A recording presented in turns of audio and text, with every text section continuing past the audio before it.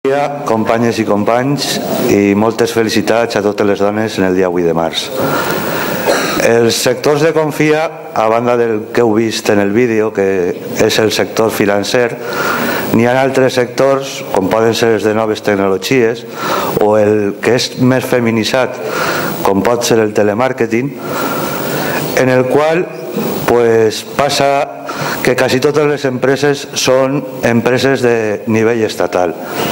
Els plans d'igualtat se firmen per les seccions sindicals estatals i són sectors que tenen molts plans d'igualtat signats. Però també n'hi ha moltes empreses dins de les mútues o dins de les caixes del País Valencià, en capital valencià, i que tenen la seu ací, que ixen en la foto com a que han signat els plans d'igualtat, però ixen borrosos, perquè els sindicats no els hem signat. Però clar, queda molt bé cap a la societat i cap al Ministeri de que són empreses que tenen plans d'igualtat. Però ja dic, queden borrosos.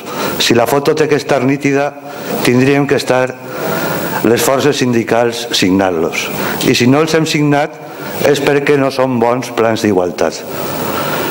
Com ha quedat en el vídeo quasi demostrat, n'hi ha poca discriminació salarial en el sector financer, però n'hi ha molta discriminació en quant a la promoció i a la carrera professional.